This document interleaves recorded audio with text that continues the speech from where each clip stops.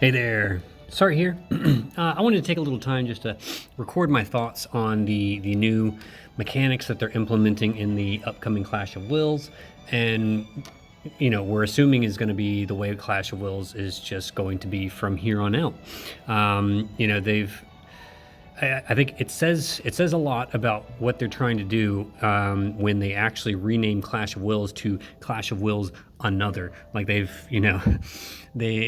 they're actually calling it something new, which means they're making a pretty significant change to the way Clash of Wills works. We'll talk about it a little bit here. I'll talk about some of my thoughts. I don't really want this to turn into a rant, but it might get a bit ranty in places because personally, I'm not really happy with what they've decided to spend their development time on. If you remember, GUI put out a survey a while back, just trying to get our feedback. Clearly people were unhappy with the direction of the game. There, as was seen in a huge drop in their sales.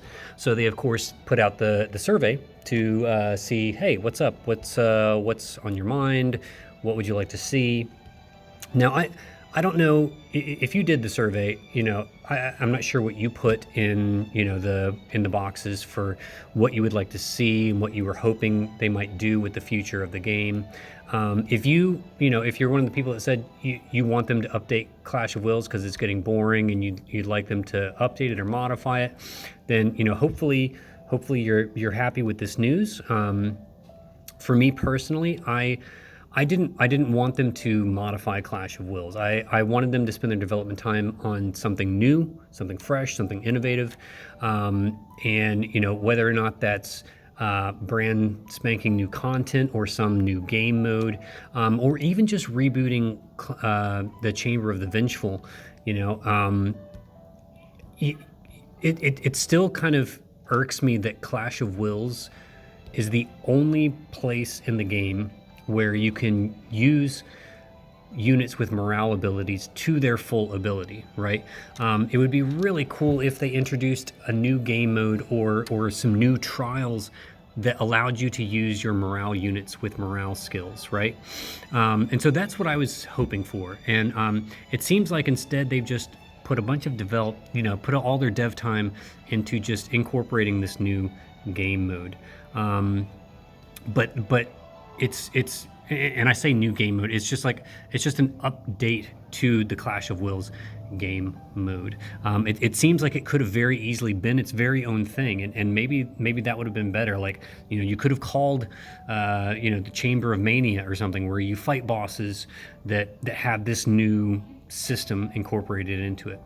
Anyway, sorry, I'm already ranting. Sorry, I'm going to try and keep it to a minimum. Clearly, I have some personal thoughts about this, but I just want to kind of get through this and sort of discuss what this is and just kind of go over it a little bit with you guys. Now, the first thing I do anytime when I look at the news is I look at the very top. Whatever's at the top, it's usually the summon banner. So of course, that's what I did. I'm not personally all that interested in polling for this new unit, Mirei. I mean, she seems cool. I love the sprite. She's a ninja. Seems really neat.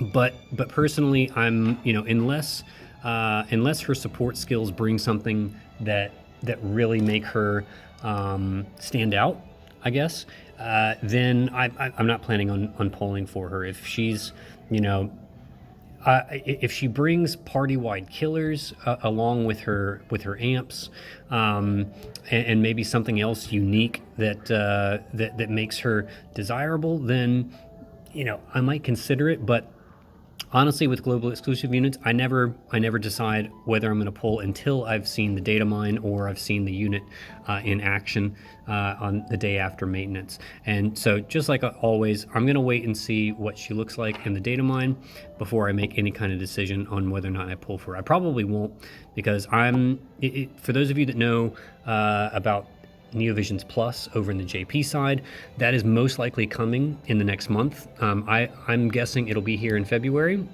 March at the latest. And Neovisions Plus is a new rarity. It's a new base rarity of unit. They're extremely powerful. It's going to completely alter the meta of the game. And so pulling for units, knowing that that is like right around the corner, it's very hard to pull for anything with Lapis, knowing that that's coming, because I don't know how they're going to do it in global, but over in JP, the Neovisions Plus units have a very low pull rate, and there is no pity. There's no pity system in JP for anything. Now, global has pity systems for all of their units so far. I'm assuming we will have a pity system for Neovisions Plus, but I'm betting it's going to be a pretty high price. And they may even just do away with pity with Neovisions Plus, and just leave it at an extremely low pull rate, which is just going to be dreadful. It means you're just going to be spending lots and lots of Lapis. And it's a change in the game that I'm not really looking forward to personally. I think what I'm going to do is when Neovision Plus rolls around, I'm just going to wait for like a Neovisions Plus Esther, and just that'll be it. That'll be my swan song for FFBE. And if they never come out with a Neovisions Plus Esther, then I'll just be a huge sad face. Speaking of Esther, of course, this being the first thing that I opened when I opened the news, I saw this little thing that says Stormseeker Esther has received updates. Check the unit updates news for more details. Now, of course, I already knew that she was getting a Vertex ability. We'll talk about that later from the live stream, because I watched the live stream. But I was hopeful. When I saw this, I was actually very hopeful. I was like, ooh, maybe she got some buffs to go with it. Maybe they finally fixed her LB field. And, I saw they had her on the banner. I was like, oh, okay, this is interesting. So, like, maybe they're actually, making Esther something exciting, something useful again, because she's very, very old now. She's not really used all that much in Clash of Wills, except maybe to tank. I did use her as a tank in a recent Clash of Wills that was very physical damage heavy. But, yeah, like other than that, she's not really bringing a whole lot to the CoW table anymore. So of course, immediately I backed out and I said, "Oh, let's go check it out." Unit updates, and I was like, "Oh boy, oh boy, oh boy." There's Esther. No, just this one Vertex ability, static screen, which boosts your lightning resistance for the party by 30%. Big effing whoop! Like, what is this? I mean, first of all, Esther doesn't need lightning resistance. She absorbs lightning. This actually hinders her lightning absorption. This makes her heal less. Like, why would you give this to Esther? I mean, I get it. She's a lightning unit, but how about like increasing lightning damage? Like, even though, I mean, what really kills me about this is that the upcoming Clash of Wills, the boss doesn't even use lightning damage.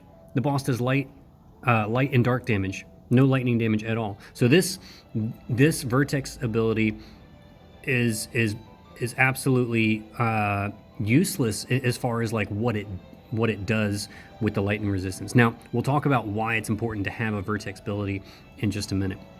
But this was like a huge disappointment for me. Like, we've been griping about Esther's LB field for like over a year now, ever since Imperil fields kind of became part of the meta and were like almost required for most clears. Esther has just kind of unfortunately been a thorn in everybody's side because her limit burst has a global LB field, and so it erases everything on both sides. And when you have an Imperil field, that really kills your damage when she's erasing that field and you have to put it up. Now, a lot of units come with on-demand fields these days, so it's not as big of a problem, and we've found ways to work around it by just having Esther be the last person in your damage chain. But it's still, it's a pain in the butt to have to deal with that. And like, this would have been a perfect time to fix that. It seems like it would be a pretty easy fix. You just, untick the box that puts her field up on the enemy side so that it's only ally side. I mean, how hard is that? I don't know. I mean, surely Gumi has heard our complaints about this. Why? I mean, and if they're going to give her this Vertex ability, for Clash of Wills, like I think it's great because it means we'll bring Best Bunny Girl into the fight. But why not at the same time fix some of the problems she has? She's a 2-year-old unit basically at this point, so her damage is way behind the meta. All right. do something that makes it at least a little bit more worth it to bring her into the fight. Now, I'm still going to bring her anyways, because she's my best bunny girl, and because she's basically going to be a required unit unless you pull for the brand new global exclusive unit to get through this fight. Again, we'll talk about that in a minute. So, again, rant over. Let's talk a little bit about this new Mania mode, okay? So, this is season 11, all right? The first battle of the season. Usually the first battle in the season is a bit easier. My hope is that this one will be tuned way down so that we can all kind of get used to this new game mode. Like, I think they're going to need to tune the boss's stats down a fair bit on this first one, because or else people are gonna rage quit. And the reason why is that this is getting a little bit complicated, okay? So here's how it works. If you watched the live stream and you saw the live demonstration, you probably already have a fairly good grasp, or at least as good of a grasp as I do, on how this works. Until we can actually get in there and try it ourselves, content creators like myself will do some videos on it once we can actually get in there and play around with it. If you didn't see the live stream, they did do a live demonstration of how this all works and kind of walked you through it with one of the development, someone from the development team. I highly recommend going and watching it, just so you can kind of wrap your mind around it. That's on the Brave Exvius channel on YouTube. But in a nutshell, here's how it works. So we all know how the morale gauge works. You use units to build up your morale in the fight. Well, now there's going to be a little bar on the morale gauge where if you go past that, if your morale goes past this little bar, you're going to enter what's called Mania Mode. And this is only available starting at Echelon 5. Now, the wording here is, we don't know yet if it's like automatically implemented once you reach Echelon 5 or if it's something you activate with a bonus mod. That has yet to be seen. Hopefully it's something you can activate with a bonus mod, because otherwise this is going to be a huge pain in the ass for people that are just trying to do level 99 clears with no mods, because it just adds so many extra hurdles that are completely unnecessary for someone that just wants to do the clear rewards and get out of Dodge, right? But we'll just wait and see what that happens. So once you're at Echelon 5, you'll have this little thing on the morale bar, and if your morale passes that point, you enter Mania Mode.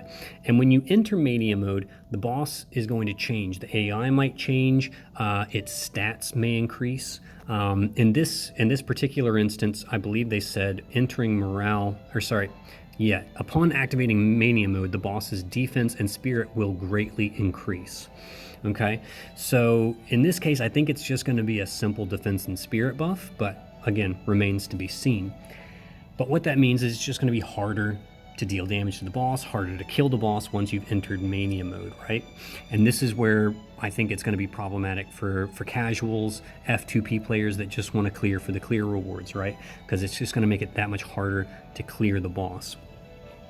Now, on the turn after Mania Mode has been activated, the enemy will react, behavior will change. While you're in Mania Mode, okay, certain units will be granted focus abilities. All right, and those focus abilities are used to charge up the focus gauge, right? And so that's what that little eye with the two little bars next to it underneath the morale gauge is. That's your focus gauge, right? So you use these focus abilities that only specific units get. All right, not every unit will get it. Very specific units get it, and it changes with every Clash of Wills, the group of units that get these focus abilities. That's a whole other mess to deal with, right? And so then you have to charge that up to get 3 focus gems. Now, I have no idea how much you have to charge to get 3 focus gems. All right, some units can charge up 3,000 focus. Some can only charge up like 300 focus. And so it's like we'll have to wait and see just how much it's going to take to actually fill this up. But once you fill up 3 focus gems, you can then use what's called a vertex ability, which is abilities that are only on a completely different group of units. And in fact, for this current Clash of Wills, there are only 2 units that have Vertex abilities. That's Chains of Fate Mirei and Stormseeker Esther. At least according to this news. That could change once we get in there after maintenance, but as far as this news is telling us, those are the only 2 units with Vertex abilities. Now, why is that important? Because if you want to exit Mania Mode, the only way to get out of Mania Mode, okay, is to use a Vertex ability. All right, and that returns the enemy to its normal state. Now, if you use the maximum amount of focus gems, which is 3 focus gems, all right, you will get into what's called chance time, all right, which allows you to then get a bonus score. Now, that's probably more just for people that are going for rank 1. If you're going to go for rank 1, you're going to have to do that. You're going to have to fully fill up 3 focus gems, then enter chance time, and then kill the boss during chance time in order to get the full bonus, right? That's the only way you're going to be able to get rank 1, all right, is to fill up 3 focus gems and then use your Vertex ability and then kill the boss during chance time. Now, it says using a Vertex ability, any Vertex ability ends Mania Mode. So for casuals and free-to-play, if this is something that's just like permanently part of the fight at Echelon 5, you don't have to fill up.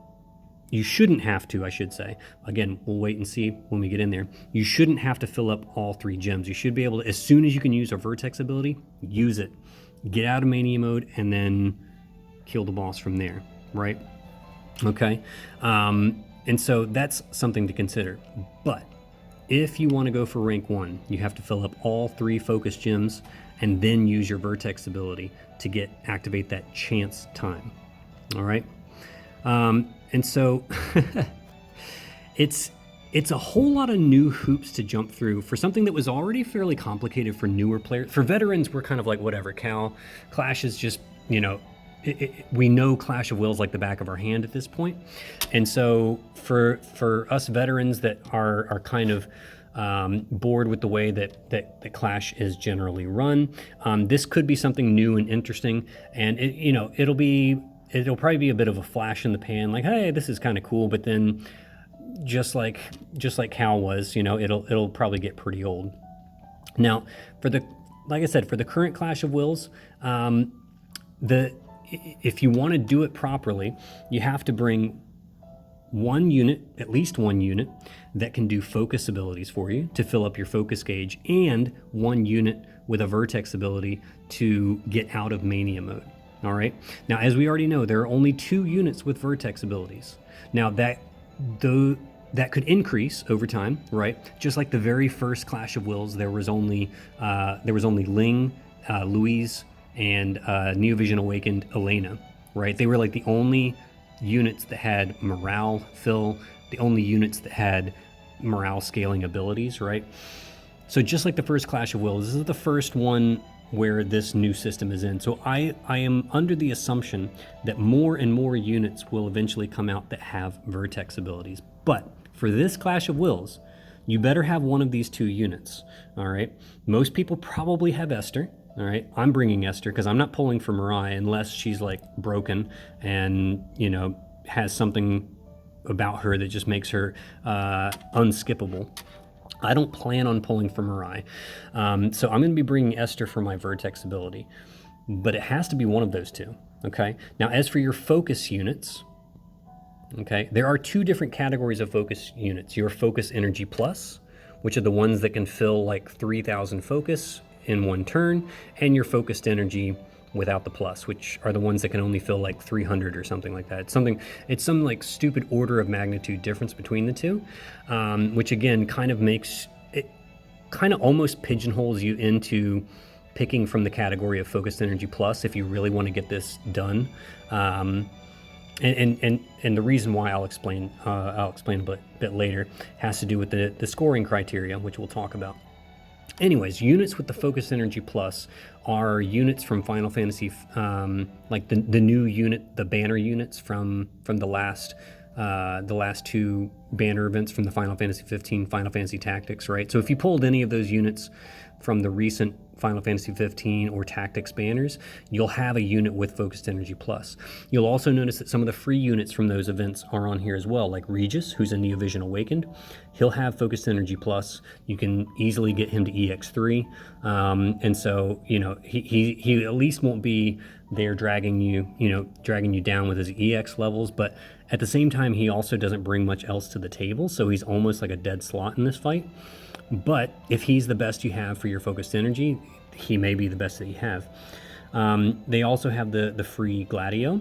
So if you got, everyone got a free Gladio basically. And so he also has Focus Plus. Deleta, Argath are also free units, so you can pick those up. But if you picked up any of these units and plan on using them in the current Clash of Wills, then you're a step ahead of the game, right? Otherwise, you have to use Royal Arms category units. Now, that does include units like War Deity Tyvus, who I plan on bringing personally to try against this boss on a light team. You could also bring like Flaring Ether Rain, but he is a fire unit and this boss is not weak to fire.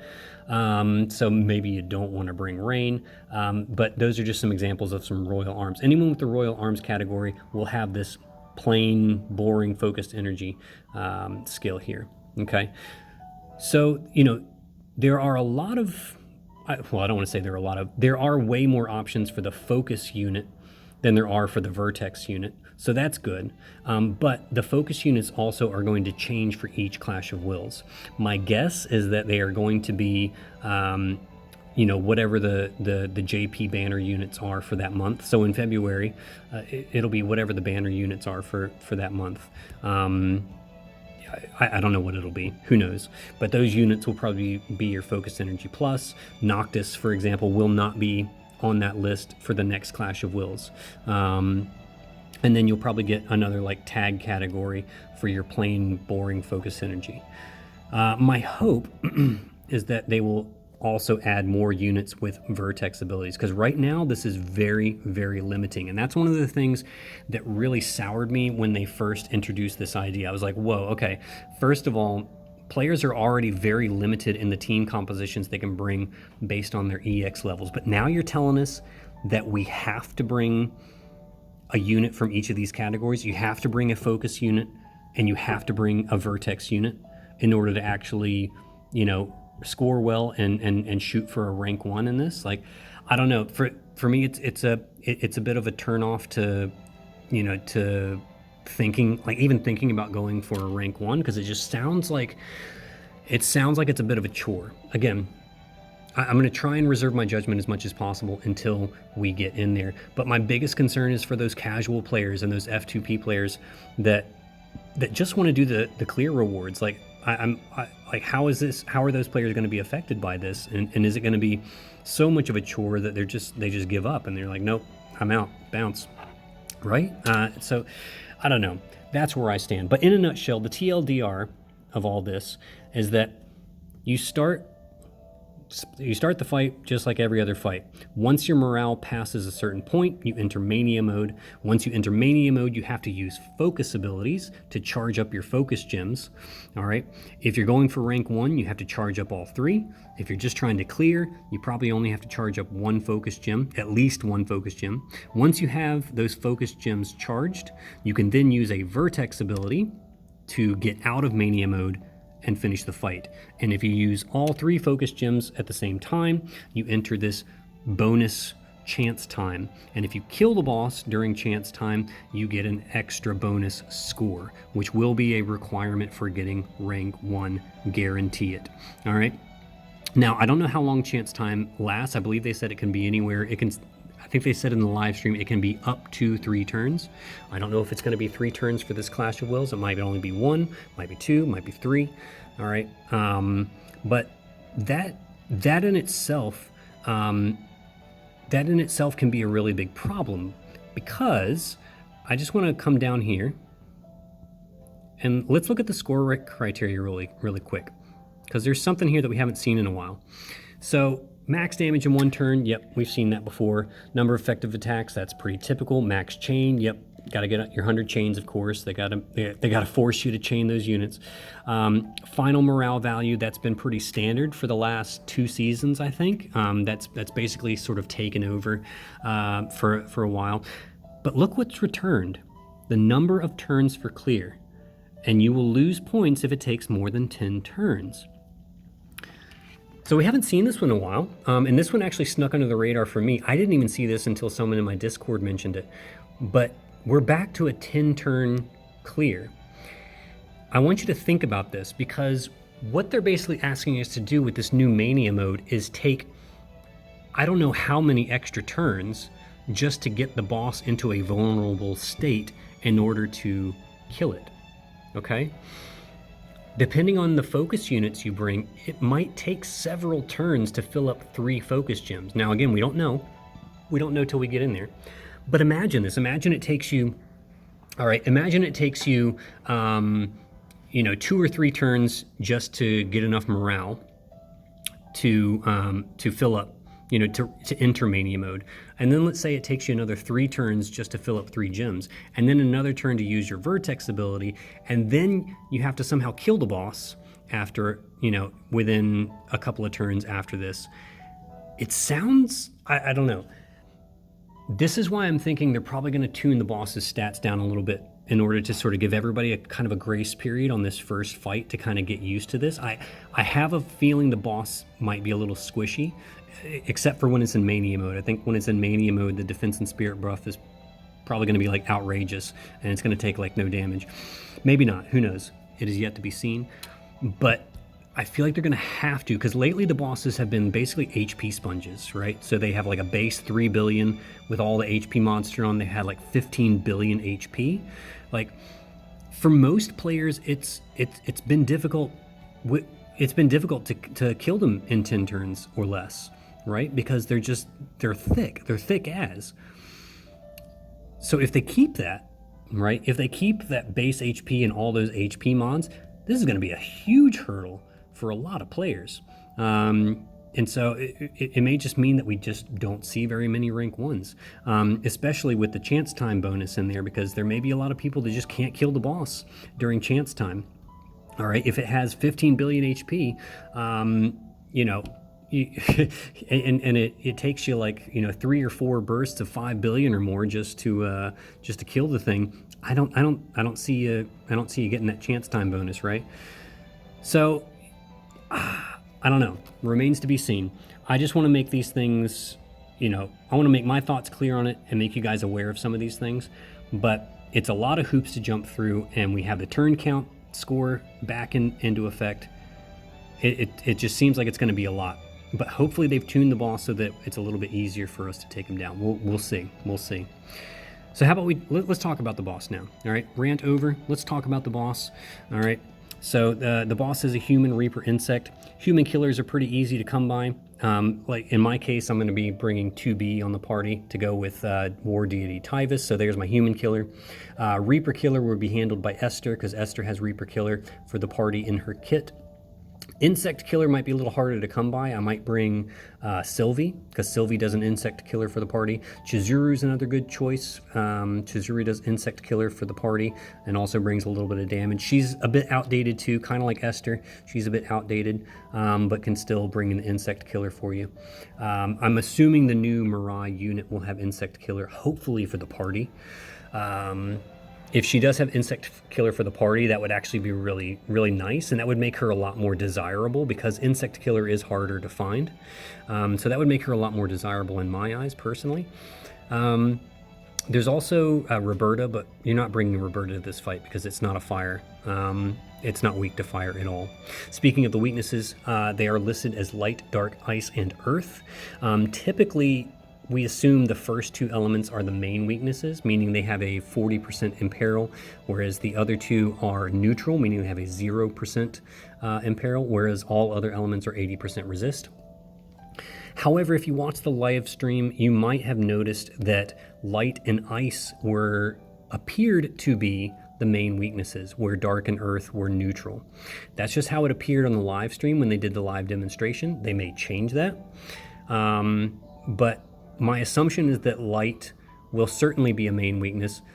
maybe dark, but it could be ice as the other main weakness. So just keep that in mind. I hope it's light and ice personally, because that would open up my personal team options a lot more. I think dark is strong enough that it could probably still do well even if it was at a 0% resistance. Earth is probably going to struggle though. I don't know. We'll see.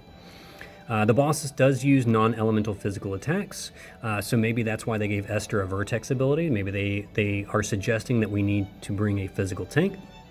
But it also does light, dark, and non-elemental magic attacks, which Esther is probably not going to be ready for, okay? She hasn't really been able to omni-cover a fight in Clash of Wills since the Ginger Buff Man, and even that was a stretch. Like she was having a hard time against the Ginger Buff Man. That was over a year ago now, okay? She can still physical tank just fine. She's a great physical tank, but omni-covering in Clash of Wills is really, really tough for her these days. So I don't see her really handling the magic attacks unless the non-elemental ones are like single target. You know, you can always build resistance for the light and the dark, but the non-elemental magic attacks, if they're AoE, no, she's going to get nuked. So that remains to be seen whether or not we need a physical or a magic tank.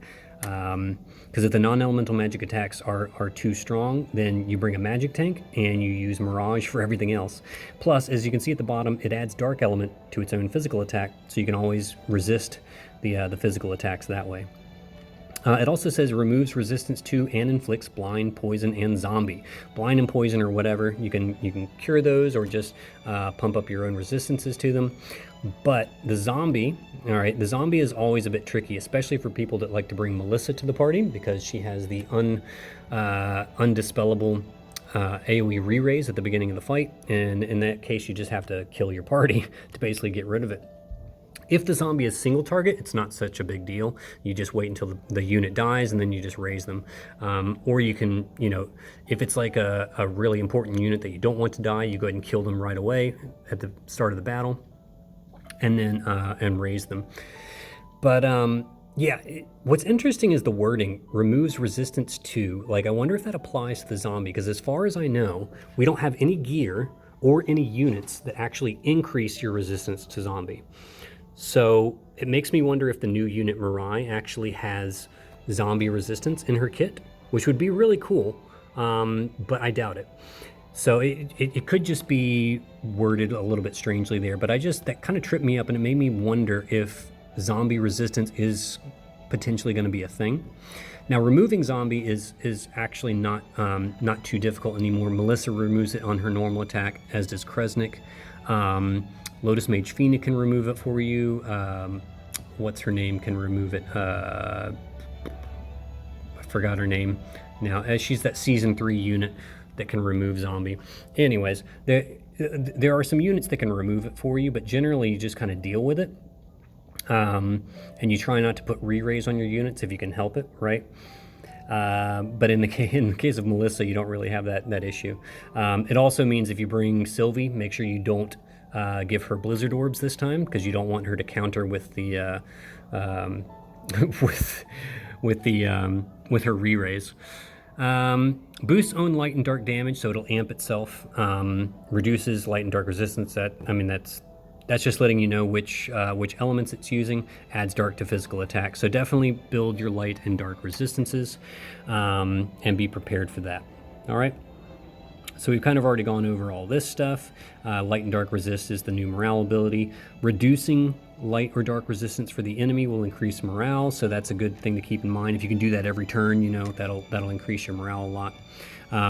Total morale gained is replaced by final morale value. We saw that in the list of scoring criteria, so no longer do you have to, will you have to worry about filling the morale gauge all the way to 200% to get that score. However, you will need to fill it to at least 190. I know it says 180, but for those of you that have experienced this, I personally experienced this, where I finished a fight with the morale just above 180%.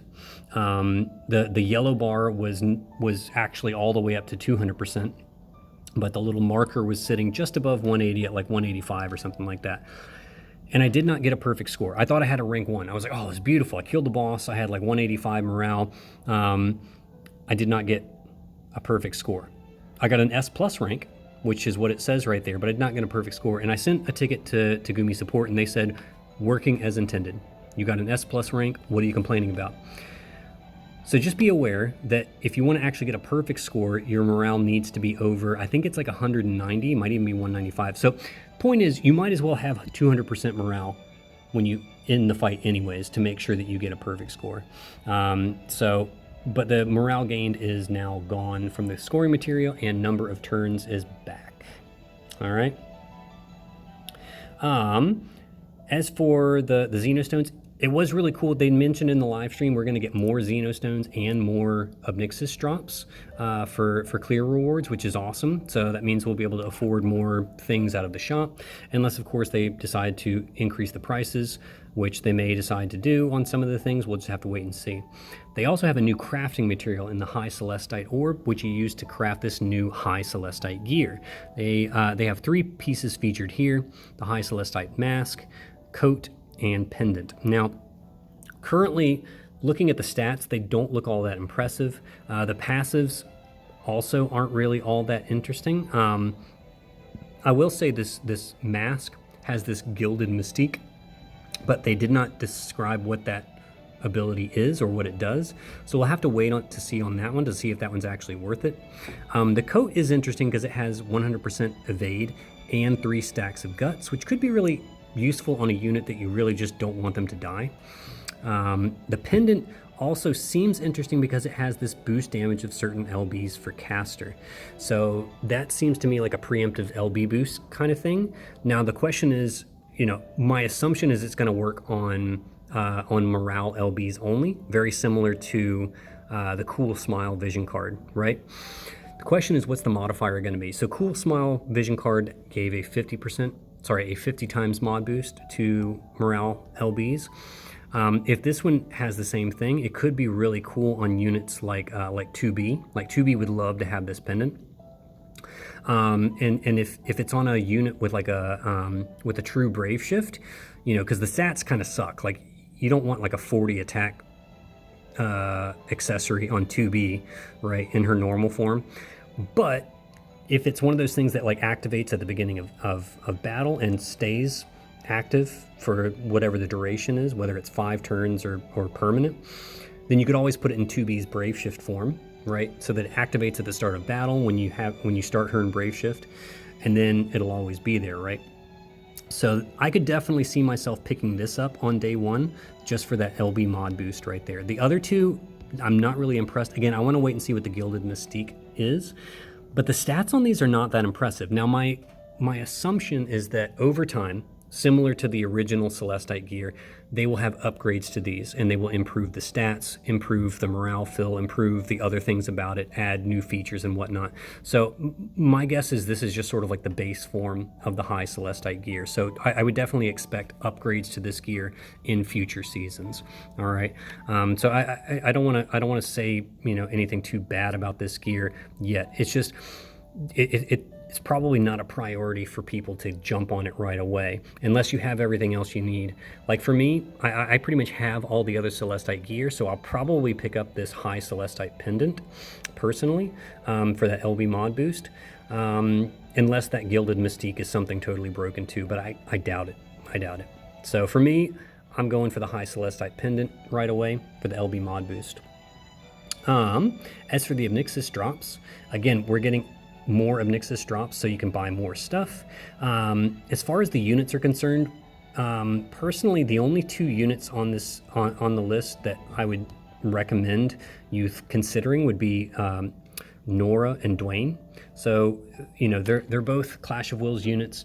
Both have their own niche uses. Dwayne is still a really strong fire unit in Clash of Wills. He also has that arcane stimulant, which is a really nice buff for the party, right? It does the 450 stat buff, 350 LB buff. So he's kind of nice in that he's one of those units you can bring for that arcane stimulant and ability. So he's very useful. Nora also has her niche abilities because her SLB does the mod boost to everyone's LBs, which is really, really nice. They've put Reagan Dark Lineage on here, and I have to assume that's a typo because Reagan Dark Lineage is a free unit that they gave away during the Dark Lineage event.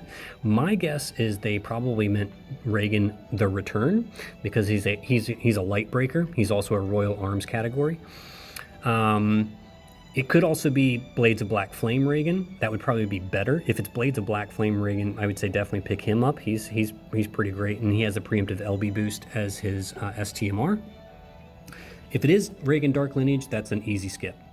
So is Olivera, Noctis, Riku. Those are all big skip. That Albed Riku girl, or Albed girl Riku is not the good Riku, the Berserker Riku that everyone loves.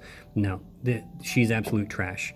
So the only units worth consideration would be Nora and Dwayne. Now the materials are usually really good, and these look Scorched Earth. It's interesting. HP by 50%, fire and earth resist by 80. 80% resists on a material are always really nice, plus some MP refresh is kind of like whatever, but yeah, the fire and earth resist is really nice. So I always good to pick one of those up. The Warrior's Bulwark looks really good too, but we're gonna have to wait and see what that Stalwart Heart does. My hope is that it's like a perma general mitigation, similar to like Halid Aegis Charlotte's STMR, that heavy armor that does the 30% general mitigation. My hope is that it's something like that. Maybe it's like a 50% general mitigation that activates and is permanent, with permanent uptime. That would be super cool. We're gonna have to wait to see what that is, but they've been pretty good with the materials. Like most of the time the materials in these shops are like must gets, so I'm really hoping that they sort of continue that trend with these really nice materials. I'll be looking after that Warrior's Bulwark to see what that Stalwart Heart does. I'm really hoping it's a good general mitigation. And yeah, I think that's pretty much it. Yeah, that pretty much covers it. There isn't really anything else going on. So to sum up, Mania Mode is, basically just another hurdle that we're going to have to jump over, a hoop that we're going to be jumping through in order to finish a Clash of Wills boss. My personal opinion on it is that the development time could have been spent elsewhere. Possibly creating new content, creating new trials, or maybe a completely new game mode. I don't think Clash of Wills needed an upgrade like this, really. I think there were other things that could have been done, but that's just my personal opinion. I'll be getting in there as soon as I can. My assumption is that it's going to be broken on day one, that there are going to be so many bugs it's going to be unplayable for like 24 to 48 hours.